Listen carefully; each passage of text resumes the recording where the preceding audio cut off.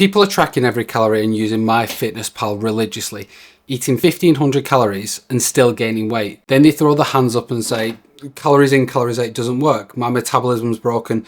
Meanwhile, the fitness industry nods along and sells them hormone supplements and metabolic repair courses. But what if I told you that CICO, calories in, calories out, works perfectly and you're just being systematically lied to? It's about the numbers and the numbers you put into the equation. I've been tracking calories now for a good number of years, dieted down to single digit body fat multiple times and coached people, and I've seen every tracking mistake possible, and I've discovered something that will probably blow your mind about food labels. Today I'm exposing the food industry's biggest lie, and how that healthy branded foods are the worst offenders, why measuring cups are sabotaging you, and while simple tracking methods actually work. Because right now people think they're failures at basic maths when really they're victims of deception. They're blaming willpower when they should be blaming the measuring tools. I'm going to show you actual examples of food that are 2 to 3 times higher in calories than labelled, plus the tracking system that will cut through all of the BS. So stick around, because I'm going to give you the 3-step method that works regardless of lying labels, plus the mindset shifts that stops you from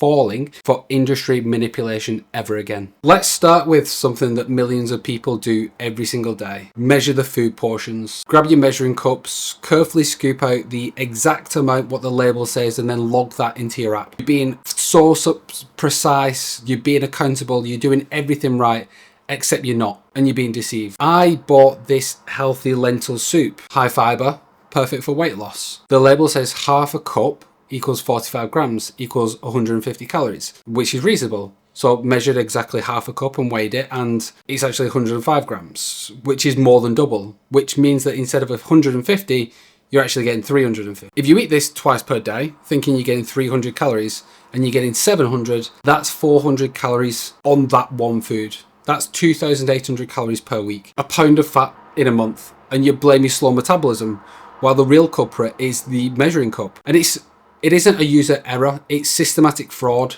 The food industry is allowed 20% margin of error, but this is over 100% wrong. Literally doubling your calorie intake while you think you're being precise. So stop blaming CICO, calories in, calories out.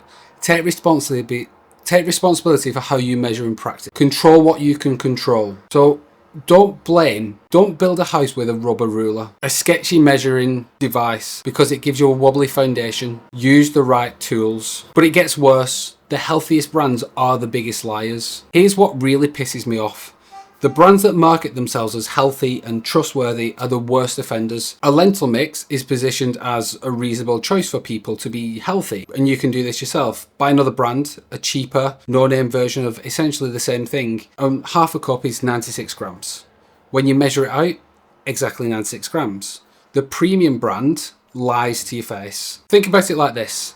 The brand that charges more money spends more on health marketing and gets the official healthy eating endorsement. It's systematically deceiving people about calories. Meanwhile, the budget brands nobody trusts is actually telling the truth. And it's not an accident, it's a business model. They know people who buy healthy foods are trying to lose weight, and they know those people track calories. So they underreport calories to make the product seem more diet friendly, while secretly sabotaging process. So don't make assumptions based on branding. A badge isn't truth. Check the thing itself. The most expensive compass in fog will still point you right into a ditch. So verify your bearings, meaning weigh everything. But the lies go on. Just when you think you understand the pattern, the industry throws you another curveball. Something they over-report calories, making food seem higher in calories than what they are. And this creates even more confusion and makes accurate tracking nearly impossible. I've tested textured vegetable protein, basically dried, concentrated plant protein. The label says quarter of a cup is 24 grams, 80 calories with 12 grams of protein. And it seems like an amazing protein source, but when you measure half a cup, it only weighs 20 grams, not 24. So now you're trying to hit your protein goals and switch from lying lentils, which are doubling the calories, to underreporting your entire macro calculation. You could accidentally cut 500 calories while thinking you maintained the same intake. And this creates a tracking nightmare where you can't build trust in any label or in either direction. So you're not bad at maths. You're just trying to solve equations where numbers are literally lying. But you can standardize it. Weigh, log, cook. It should become a keystone habit that stabilizes your entire plan. Calorie tides go in and they go out. Don't guess the tide. Read the gauge with the scale. And this brings us to the biggest lie of all. But if you're tired of being lied about calories and want a system that actually works, I've created a free 21-day course that cuts through all the industry BS. Links in the description. When people can't lose weight tracking calories, the first thing everyone says is just Google your maintenance calories. Then they go online, punch in the height, the weight, their age, the activity levels, and get this magic number that's supposed to represent their metabolism. Then they eat this amount and then they gain weight, and they conclude CICO doesn't work. CICO is broken. But here's the problem.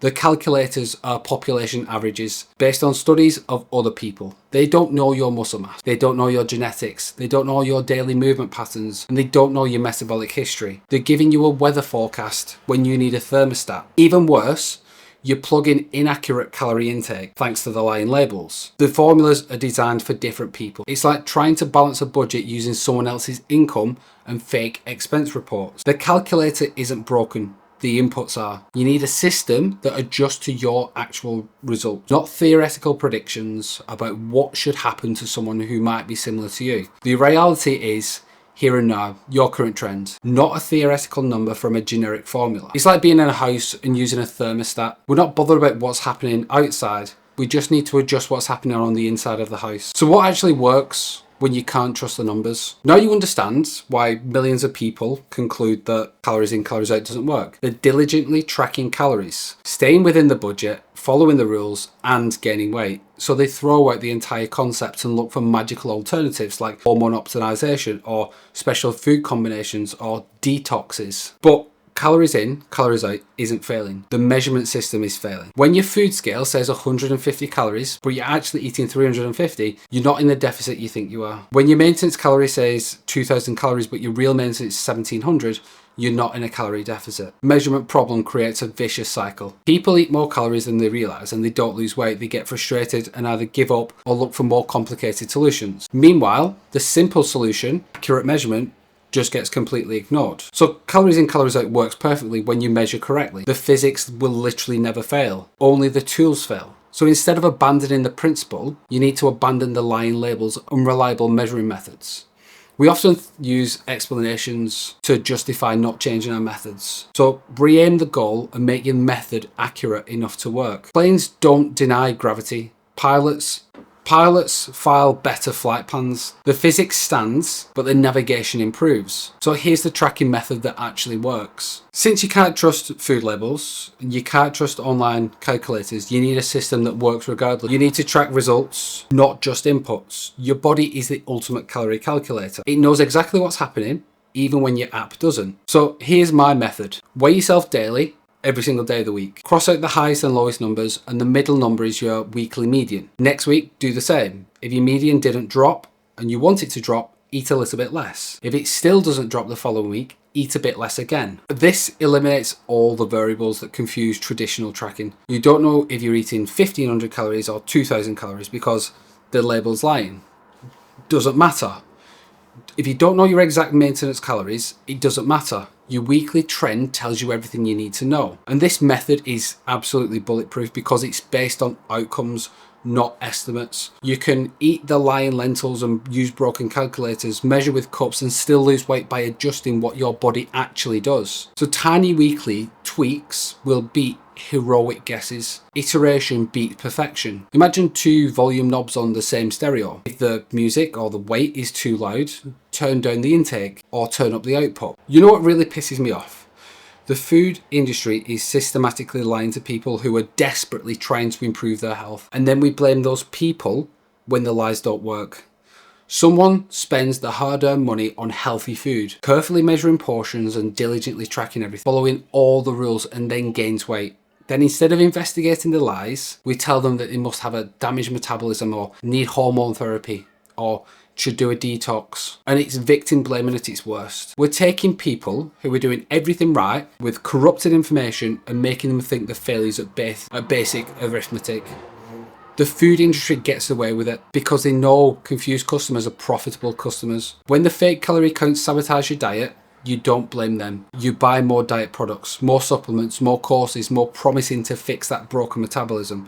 Meanwhile, the 20% margin of error but giving you 100% errors, that's not regulation, that's legalized fraud. But here's what actually works. You're not bad at maths. You're not metabolically damaged. You haven't failed at calories in, calories out. You've been given corrupt data and you've been asked to solve accurate equations. Calories in, calories out works perfect. It's just that calories in is harder to measure than the fitness industry wants to admit. So here are the 3 steps that cut through all of the BS. Number 1, use a food scale, not measuring cups. Grams don't lie, even when labels do. This one change will eliminate the biggest source of tracking errors that sabotage most diets. Step 2, track weekly median weights, not daily fluctuations, not theoretical calculations. Let your body tell you what's actually happening instead of guessing based on formulas designed for other people. And step 3, adjust based on results. There's no rules. If weight isn't moving in the direction you want it to, eat a bit less or eat a bit more.